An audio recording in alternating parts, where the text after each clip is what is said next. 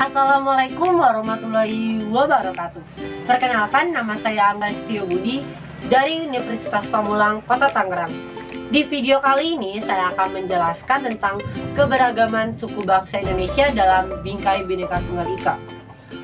Makna Bhinneka Tunggal Ika. Frasa Bhinneka Tunggal Ika berasal dari bahasa Jawa kuno dan seringkali diterjemahkan dengan kalimat berbeda-beda tetapi tetap satu. Jika diterjemahkan per patah, kata Bhinneka berarti beraneka ragam atau berbeda-beda.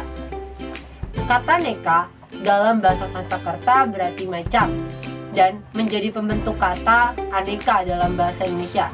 Kata tunggal berarti satu, kata ika berarti itu.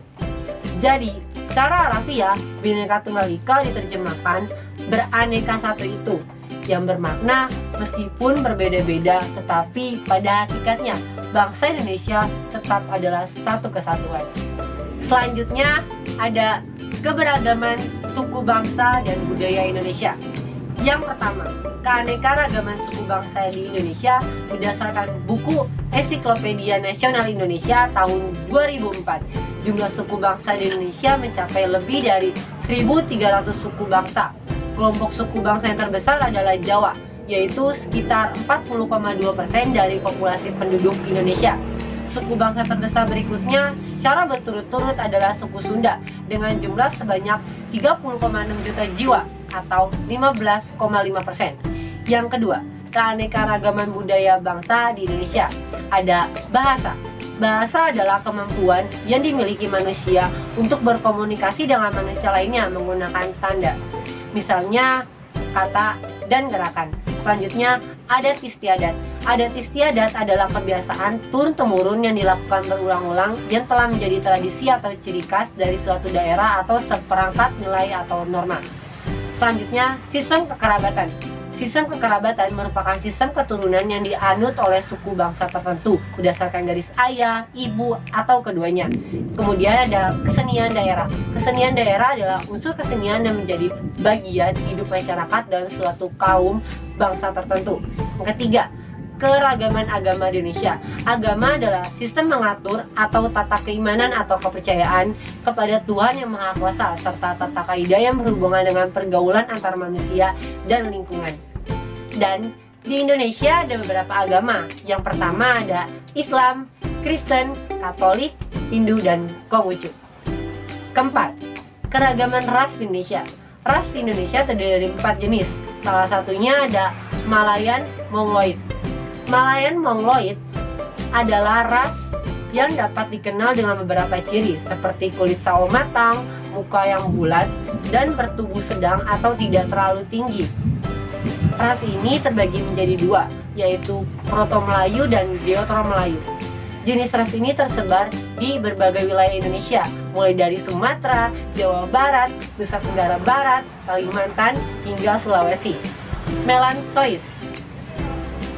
Ras Melansoid kebanyakan tersebar di wilayah Papua, Maluku, dan Nusa Tenggara Timur. Ras ini identik dengan karakteristik kulit hitam, muka oval, dan badan yang tinggi. Kemudian ada Kaukasoid. Ras Kaukasoid memiliki ciri seperti kulit putih atau kuning, badan tinggi, dan wajah berbentuk hati atau oval. Ras ini pada umumnya adalah orang-orang India, Timur Tengah, Australia, Eropa, dan Amerika yang datang ke Indonesia. Kemudian ada Asiatic Mongoloid. Ras Asiatic Mongoloid adalah keturunan Tionghoa, Korea, dan Jepang yang tersebar di Indonesia. Ras ini biasanya memiliki kulit kuning langsat, bentuk wajah oval, dan tubuh yang tidak terlalu tinggi. Kemudian ada penyebab keberagaman masyarakat. Secara umum, beberapa faktor yang mempengaruhi keberagaman masyarakat Indonesia. 1. Letak strategis wilayah Indonesia. Secara geografis, Indonesia diapit oleh dua benua, yaitu Asia dan Australia, serta di antara dua samudra, yaitu Indonesia dan Samudra Pasifik.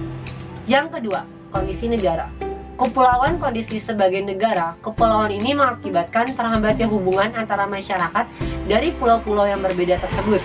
Secara umum, beberapa faktor yang mempengaruhi keberagaman masyarakat Indonesia. Yang ketiga, perbedaan kondisi alam.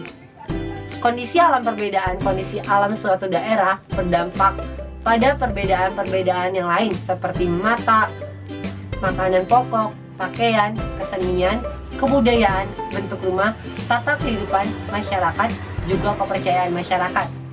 Yang keempat, keadaan transportasi dan komunikasi. Ketersediaan sarana dan prasarana transportasi serta komunikasi menjadikan masyarakat di suatu daerah dapat dengan mudah menjalin komunikasi dan hubungan dengan masyarakat di daerah atau kepulauan lain. Penerimaan masyarakat terhadap perubahan keberagaman masyarakat Indonesia adalah sikap penerimaan masyarakat terhadap sesuatu yang baru, baik yang datang dari dalam maupun luar. Sikap penerimaan masyarakat terhadap perubahan juga berpengaruh terhadap keberagaman Indonesia. Selanjutnya, pentingnya memahami keberagaman bangsa dalam Bingkai Bhinneka Tunggal Ika. Secara umum, ada dua alasan mengapa kita perlu memahami keberagaman dalam masyarakat Indonesia. Alasan yang pertama, terkait aspek kewilayahan Indonesia sebagai negara kepulauan. Aspek kewilayahan menjelaskan bahwa wilayah NKRI merupakan negara kepulauan.